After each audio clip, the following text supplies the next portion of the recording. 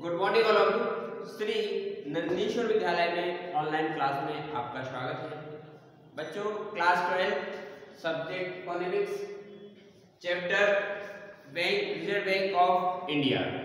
ये last point है। Reserve bank द्वारा साख का निर्माण, रिजर्व बैंक की सफलताएं और रिजर्व बैंक की असफलताएं, इसके कार्य और वर्जित कार्य पिछले वीडियो में मैं आपको पढ़ा चुका था। आज रिजर्व बैंक द्वारा साख का नियंत्रण के जो पॉइंट हैं उन पर चर्चा करेंगे। पहला पॉइंट है बैंक दर।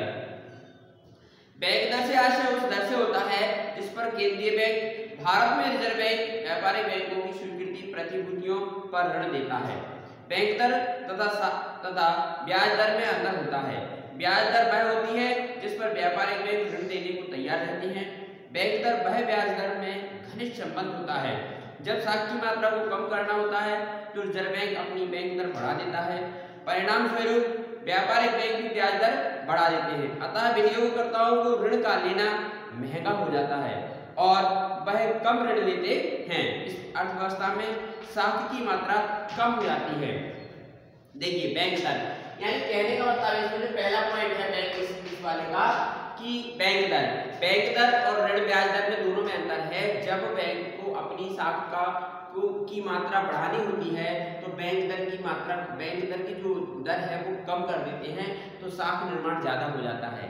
और व्यापारिक बैंकें भी यही कार्य करती हैं कि जो ऋण ब्याज दर है वह दर बढ़ा देती हैं, तो जो उपभोक्ता बैंकों से ऋण लेते हैं वह ऋण देना कम कर देते हैं। ठीक है, और जब उन्हें अपनी साख बढ़ाना होती है तो बैंक दर कम कर देती है, तो उनकी साख में वृद्धि हो जाती है। उसी प्रकार ब्याज दर भी वो कम कर देते हैं, तो लोन अधिक से अधिक लोग उसमें से लेते हैं। आपने देखा होगा बैंक पर जो ब्याज वगैरह है, जो लोन है, जो दर है, वो जब कम होता है तो सभी लोग उस पर से ऋण पर ब्याज उसका ऋण बैंक से लेते हैं। और ब्याज दर ज्यादा होती है तो बैंक से ब्याज देना कम कर देते हैं। ये बैंक के ऊपर डिपेंड करता है कि अगर वह उपभोक्ता या अपनी साख बढ़ाना चाहती है तो बैंक दर कम कर देती है, साख कम करना चाहती है तो बैंक दर बढ़ा देती है। ठीक उसी प्रकार जो व्यापारिक बैंकें होती हैं वह कम ऋण देना चाहती हैं तो ब्याज दर बढ़ा देती है, और जब साख निर्माण करना है या अधिक ब्याज देना है व्यापारियों को तो ब्याज दर कम कर देती है।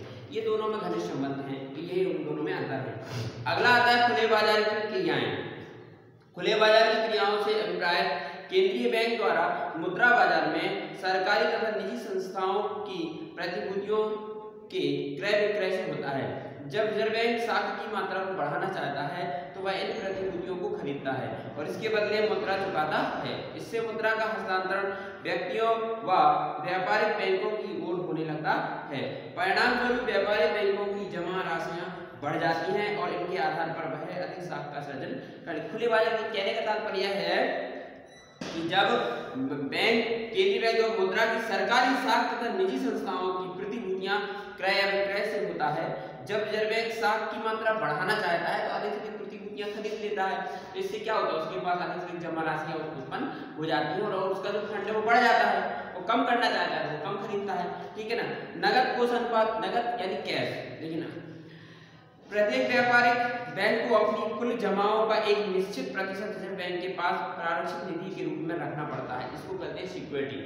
जो बैंक जो शाखाएं संचालित होती हैं उसे एक निश्चित दर से रिजर्व बैंक के पास जमा रखना पड़ता है। आपने देखा होगा, जैसे हम एजेंसी लेते हैं, किसी भी कंपनी की जब आप एजेंसी लेने जाओगे तो पहले आपको उस कंपनी की कुछ सिक्योरिटी जमा करना पड़ेगी, तो हमेशा उसमें उसकी आपकी जमा रहेगी। आप उससे माल लाओगे, अगर भविष्य में आपने उस माल का मूल्य नहीं चुकाया है तो वह जो सिक्योरिटी आपकी जमा रहती है उसमें से उसको काट लिया जाता है। ठीक उसी प्रकार बैंकों के पास भी कुछ नगद के रूप में 3 करोड़ या 5 करोड़ जो उसकी नियम अनुसार होती है वो हमेशा रिजर्व बैंक में उस शाखा के नाम से जमा रहता है, तभी वह उस शाखा का नाम से वह शाखा का संचालन कर सकते हैं।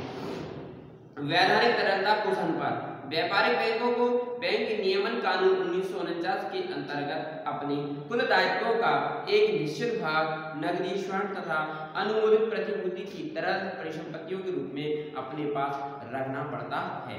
इसे वैधानिक तरलता कोष अनुपात SIR कहते हैं। रेपो या रिवर्स रेपो दर 29 अक्टूबर 2004 से रिजर्व बैंक ने तरलता समायोजन सुविधा, ठीक है ना, के अंतर्गत रेपो एवं रिवर्स रेपो अंतरराष्ट्रीय शब्दों को बनाया है। इसके अंतर्गत रिजर्व बैंक अर्थव्यवस्था में नकदी या तरलता की मात्रा का समायोजन करता है। अब रेपो या रिवर्स दर कोई विशेष नहीं है, ठीक है ना, इसे नगद कोष के रूप में स्वीकारना या जमा करना या नगद रखना ही वो एक दर है, एक नाम दिया गया रेपो या रिवर्स दर। नहीं आप कंफ्यूज जाए कि रेपो दर क्या होती है, रिवर्स दर क्या होती है। जब रिजर्व बैंक नकदी का समाधान करने हेतु नगद मुद्रा का सन्निवेश करता है, यानी संग्रह करता है, संचित करता है, तो इसे रेपो कहा जाता है, ठीक है ना। मतलब नकदी का समाधान करने के लिए रिजर्व बैंक जब नकदी संबंधी जमाओं का समाधान करने के लिए सन्निवेश करता है तो उसे रेपो कहा जाता है। इसके विपरीत जब रिजर्व बैंक अतिरिक्त नकदी या तरलता को खपाता है तो उसे रेपो दर, यानी खपाना मतलब खर्च करता है उसको, ठीक है ना। जब रिजर्व बैंक अपनी जमाओं को खपाता है या खर्च करता है या इन्वेस्ट करता है तो उसको रिवर्स दर कहते हैं। रेपो दर और रिवर्स दर आपको समझ में आ गया। आगे दिया है सीमांत स्थायी सुविधा दर। फरवरी 2012 से रिजर्व बैंक ने MSF यानी मार्जिनल स्टैंडर्ड फैसिलिटीज रेट के प्रयोग करना प्रारंभ किया। इसके अंतर्गत बैंक अपनी अति अल्पकालीन आवश्यकता के समय अपनी शुद्ध मांग तथा समय देवताओं का प्रतिशत सरकारी प्रतिभूतियों के आधार पर रिजर्व बैंक से उधार प्राप्त कर सकते हैं। चयनित साख नियंत्रण के अंतर्गत रिजर्व बैंक कुछ निश्चित उद्देश्य की पूर्ति हेतु सदस्य बैंकों को साख प्रस्तुत करने के लिए आदेश देता है। उदाहरण के लिए रिजर्व बैंक विभिन्न जिन्स या खाद्यान्न के विरुद्ध अग्रिम देने से मना कर सकता है अथवा उधार प्रतिभूति अंतर या मूल्यांतर को परिवर्तित कर सकता है। यदि अनाज में 50% मूल्यांतर है और साख की मात्रा कम करनी है तो इसे बढ़ाकर 60% कर दिया जाता है, ठीक है ना। नैतिक दबाव की नीति। अगला आता है रिजर्व बैंक की सफलताएं। अब आपको सफलताएं दूसरा पॉइंट है, इसके बारे में पढ़ेंगे। नंबर 1 नोट निर्गमन। रिजर्व बैंक के लिए नोट निर्गमन करने का अधिकार है। कागजी जो मुद्रा होती है 100 का हो या 500 का हो, जब तक उस पर रिजर्व बैंक की सील उस पर नहीं लगती है तब तक वह नोट मान्य नहीं होता है। बच्चों आपने देखा होगा कोई भी नोट जब हम अपने बाजार से लाते हैं, मैं आपको यहाँ एक एग्जाम्पल दिखाता हूँ पैसे के संबंध में। देखिए यहाँ पे एक नोट दिया हुआ है, ठीक है ना। अब उस पर आप देखेंगे कि कोई कागज का है ये नोट, है ना, ये कागज का है। इससे पहले 500 का नोट एक अलग चलता था। अब इसमें लिखा है भारतीय रिजर्व बैंक 500 रुपए, यानी इसमें भारतीय रिजर्व बैंक ने इस कागज के नोट की वैल्यू 500 रुपए तक कर दी है। तो कहने का तात्पर्य यह हुआ कि रिजर्व बैंक नोट निर्गमन का अधिकार सिर्फ और सिर्फ रिजर्व बैंक को है। ऐसा ही 500 का नोट एक समान होते हैं, मतलब इनमें एक रूपता पाई जाती है। आपने कभी देखा कोई छोटा है कोई बड़ा है कोई कैसा, मतलब 500 का नोट एक साइज का होगा, एक ही आकार में होगा, एक ही डिजाइन का होगा, तो लोग बाग इस पे आसानी से विश्वास कर लेते हैं। और रिजर्व बैंक की चार मुद्रा लगी होगी, ठीक है ना, तो उसे हम कहते हैं कि यह रिजर्व बैंक द्वारा मान्य है और यह 500 की वैधता रखता है, ठीक। यानी 500 रुपए आप कहीं भी जाओगे आपको 500 रुपए की वस्तु आपको दे दी जाएगी, ठीक, और आदमी इस पर विश्वास करते हैं। सुलभ मुद्रा नीति। रिजर्व बैंक की स्थापना के समय बैंक दर 3.5% थी, जिसे नवंबर 1935 में घटाकर 3% की दर कर दिया गया। सन 1951 में यह बैंक दर रही। सन 1991 तक बैंक दर धीरे धीरे करके बढ़ी, परंतु 10% तक ही रही। अप्रैल 2003 से 2011 तक 6% रही, ठीक है ना। स्फीति नियंत्रण। देश में मुद्रास्फीति को नियंत्रित करने में रिजर्व बैंक ने महत्वपूर्ण भूमिका निभाई। चयनात्मक साख नियंत्रण की नीति विशेष रूप से प्रभावी रही। अगला है ब्याज दरों में स्थिरता। रिजर्व बैंक की स्थापना में पूर्व देश में ब्याज की दरों में बहुत ही उच्चवाचन होते रहते थे। उच्चवाचन मतलब कम ज्यादा होना, ठीक है ना। रिजर्व बैंक ने व्यापारिक आवश्यकताओं के अनुसार साख का नियमन करके ब्याज दरों में कम होने परिवर्तन काफी स्थिरता आई। यानी जो उच्चवाचन काफी ज्यादा होता था, तो जब रिजर्व बैंक की स्थापना हो गई तो उनमें क्या हुई, स्थिरता आई। मतलब उनकी जो दरें थी जो बहुत ज्यादा कम ज्यादा होती थी, तो उनमें क्या आ गई, समानता आई और उनमें जो स्थिरता आई, मतलब उनको बहुत ज्यादा उच्चवाचन होना कम हो गया। अगला है रुपए में बाह्य मूल्य में स्थिरता। प्रारंभ में जब हमारी मुद्रा पौंड स्टर्लिंग से संबंधित थी, तब से आज तक सभी सभी स्वरूप रूप से मुद्रा का बाह्य मूल्य निर्धारित होता था। रिजर्व बैंक की भूमिका रुपए के बाह्य मूल्य को स्थिर रखने की महत्वपूर्ण रही। अगला है औद्योगिक वित्त व्यवस्था। देखिए रिजर्व बैंक और व्यापारिक बैंक है और भी बहुत सी बैंकें संचालित करती है। कृषि के लिए भू विकास बैंक है, तो ये क्या करती है, कृषियों के लिए बैंक देती है। व्यापारिक बैंक व्यापार करने के लिए ऋण उपलब्ध कराती है। तो ये सुविधाएं उन्होंने बैंक ने ही हमें प्रदान की है। अगला कृषि वित्त व्यवस्था, यानी रिजर्व जो नाबार्ड जो है कृषि विकास के लिए नाबार्ड है, तो कृषि के लिए उपकरण खरीदना, मशीन खरीदना, बीज खरीदना, खाद खरीदना, ये नाबार्ड बैंक कृषकों के लिए उपलब्ध कराती है मिनिमम दर पर।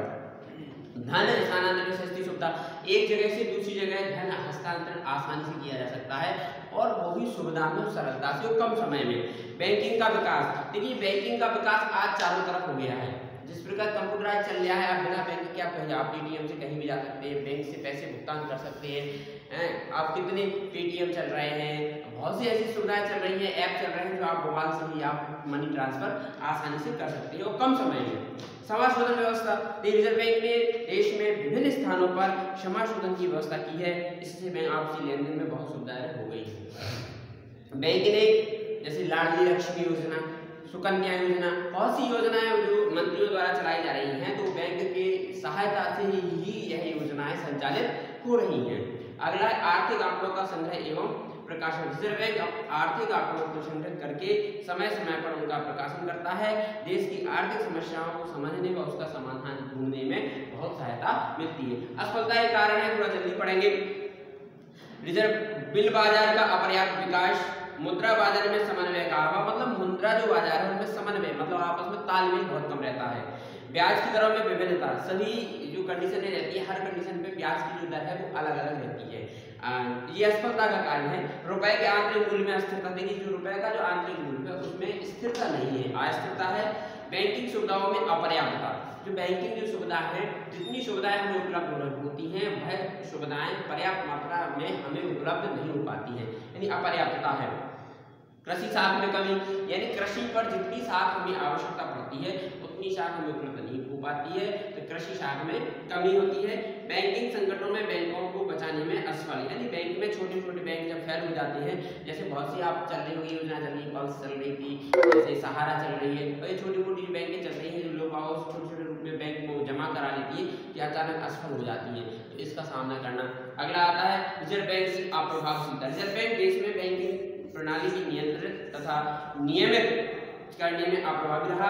बैंकों में होने वाली हानि पर लगातार वृद्धि, बैंकों में धोखाधड़ी की घटनाएं अभी भी हाल में हुआ है, प्रतिभूति घोटाला इसका प्रत्यक्ष उदाहरण है। इस प्रकार ये आपकी असफलताएं रही। अब बेटा ये वाला जो बैंक रिजर्व का पार्ट था आज फिनिश हो गया। अगले वीडियो में आपको लेके आऊंगा रोजगार के सिद्धांत। नेक्स्ट वीडियो, जब तक आप घर पे रहें, स्वस्थ रहें और इसको पढ़ते रहें। जय हिंद।